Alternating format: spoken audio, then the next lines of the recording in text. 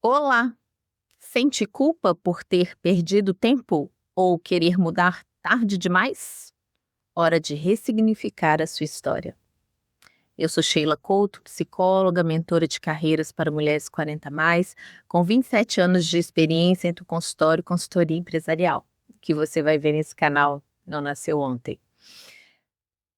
Hoje, nós vamos aprofundar em duas culpas muito comuns: a de sentir que perdeu tempo e a de querer mudar tarde demais. E vamos conhecer os 4 tipos de culpa que sabotam sua transição depois dos 40. Esse é o segundo episódio da trilogia da culpa, ou a minissérie da culpa, porque aqui nesse canal eu trabalho cada tema em três vídeos, 3 conteúdos, e aí eu chamo de episódios. Esse é o segundo. Se você não viu o primeiro, procura aí que você vai achar.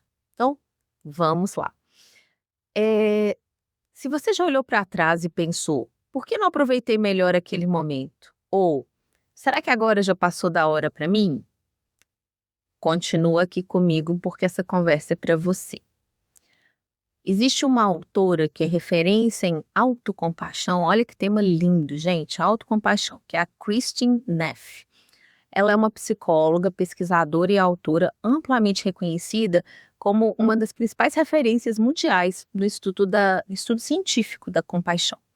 E ela foi a primeira a definir e medir operacionalmente esse conceito. Dedicou mais de 2 décadas à pesquisa sobre como a gentileza consigo mesmo pode melhorar a saúde mental. É um tema lindo e sério. Segundo Neff, a autocompaixão, ela envolve tratar a si mesma com a mesma bondade, com o mesmo carinho, com o mesmo apoio que dedicaríamos a um bom amigo, uma boa amiga. É o oposto da autocrítica severa e da autopiedade, entendeu? Essa autocompaixão consiste em ser comovido pelo próprio sofrimento e ter o desejo de aliviá-lo. Não é assim que a gente se sente quando vê uma pessoa sofrendo? Você se comove, nossa, eu pudesse fazer alguma coisa para aliviar isso, não é? É você se olhar com esses olhos. Puxa, meu Deus, olha só, né? Se eu pudesse fazer alguma coisa para aliviar isso.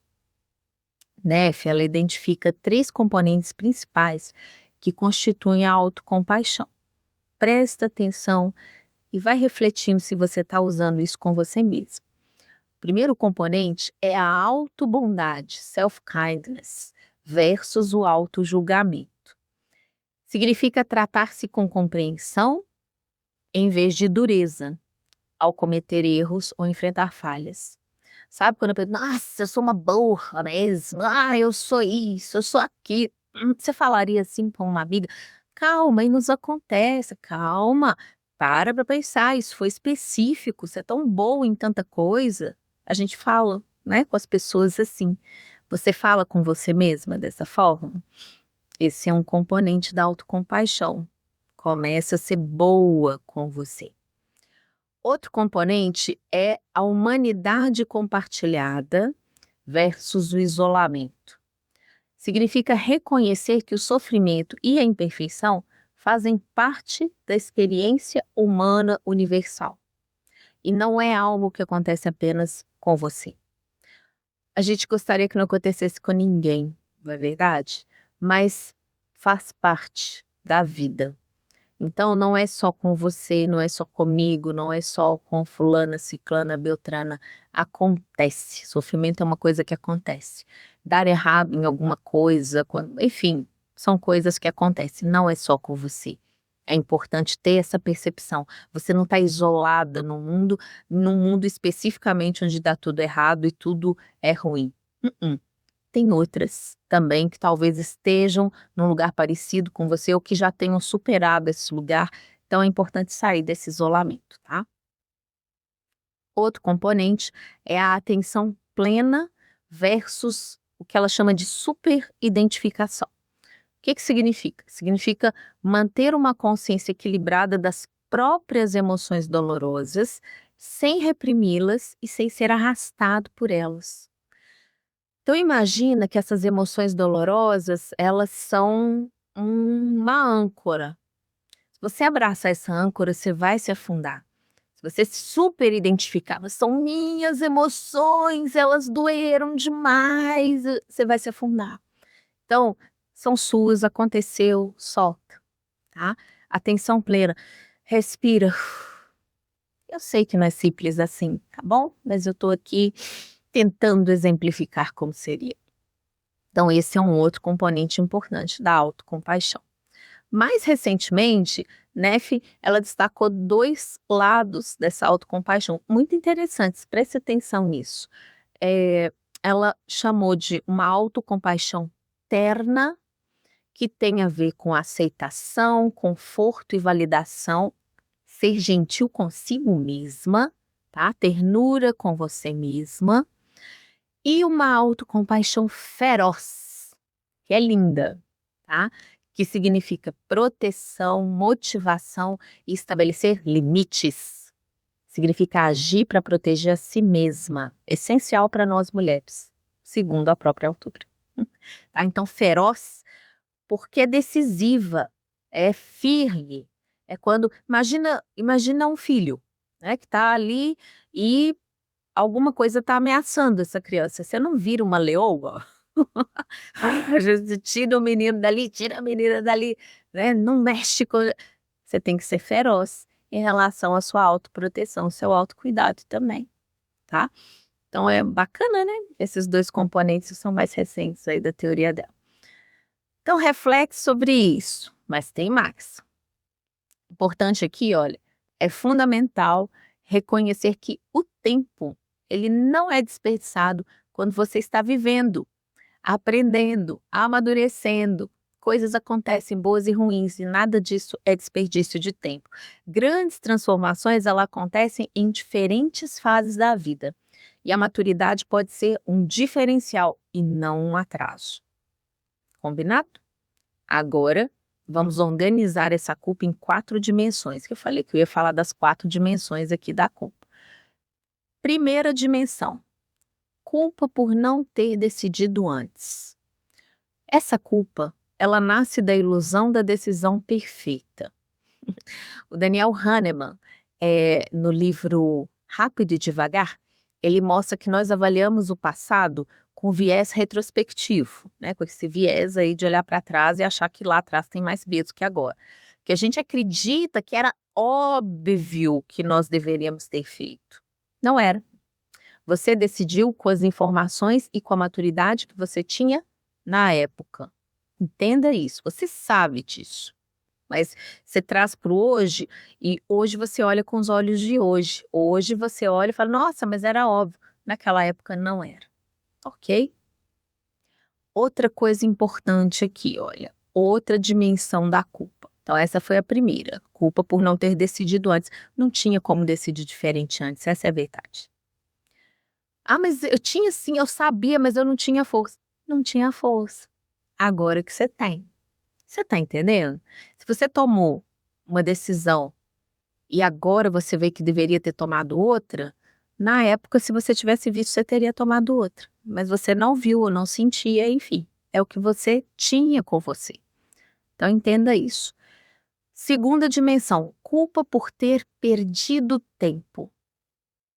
Aqui entra a mentalidade fixa versus a mentalidade de crescimento, que eu falo também em vários vídeos. A Carol Dweck, que é uma psicóloga de Stanford, ela demonstra que pessoas que têm uma mentalidade fixa, elas interpretam o passado como um erro irreversível. E pessoas com uma mentalidade de crescimento veem como etapa de aprendizado. Mentalidade fixa é aquela coisa imutável. Sou assim, né? Eu era assim, continuo assim, vou morrer assim. Né? E a mentalidade de crescimento é, opa, peraí, as coisas mudam. Ah, eu fiz isso, agora já mudei, eu sou outra pessoa, posso fazer outras coisas. Então, você não perdeu tempo. O que é que você fez? Construiu um repertório. Gente, isso é tão importante. Você olha para trás e fala, nossa, eu tenho tanta experiência. Ah, mas experiência de coisas ruins que me aconteceram, mas das quais você saiu, senão você não estava aí agora. Ou você está na sua batalha para sair. Isso é repertório. A hora que você sai, que você pula para fora, a sua história pode ser muito útil para outras pessoas. O seu exemplo pode ser muito importante para outras mulheres. Pensa nisso. Você está construindo um repertório. Claro que a gente quer construir um repertório lindo, só de coisas boas, mas é aquilo que a gente já comentou lá em cima, anteriormente, né? Coisas ruins acontecem, a gente não quer, mas elas acontecem. Então, ó, assimila, vira a página e vamos seguir em frente. Terceira dimensão, tô aqui falando das dimensões da culpa, é a culpa por querer mudar tarde demais. Nossa, mas só agora que eu fui acordar para isso. Essa culpa ela é muito cultural. Tem Ellen Langer, uma pesquisadora de Harvard, mostra que crenças sobre idade, elas impactam o desempenho real. Por isso, cuidado com o que você pensa, tá, sobre a sua idade. Quando a gente internaliza que já passou, meu tempo já passou, o nosso comportamento se retrai. E o que a neurociência diz, gente, mostra é que a neuroplasticidade, ela não inspira. Olha que maravilha, os estudos comprovam que o cérebro mantém capacidade de adaptação ao longo da vida. A gente consegue aprender, a gente consegue assimilar, a gente consegue avançar. Idade não é sentença, idade é contexto.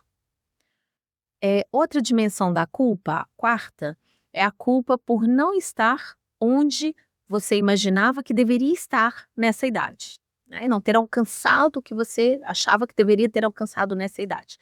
Essa culpa é comparação interna. Eu tenho uma trilogia só para comparações, tá? Pode ir lá procurar aqui que você vai encontrar. Tem um pesquisador que é o Leon Festinger, ele tem uma teoria chamada teoria da comparação social, e ele demonstra que nós avaliamos nosso valor comparando trajetórias. Só que a régua que você usou aos 20 anos, ela não pode medir sua vida aos 40, aos 45, aos 50. É uma régua que cabe para os seus 20 anos. Aos 20 você queria provar, aos 40 você quer significado. A gente quer coisas diferentes ao longo do tempo. E isso é evolução psicológica. Isso é bom.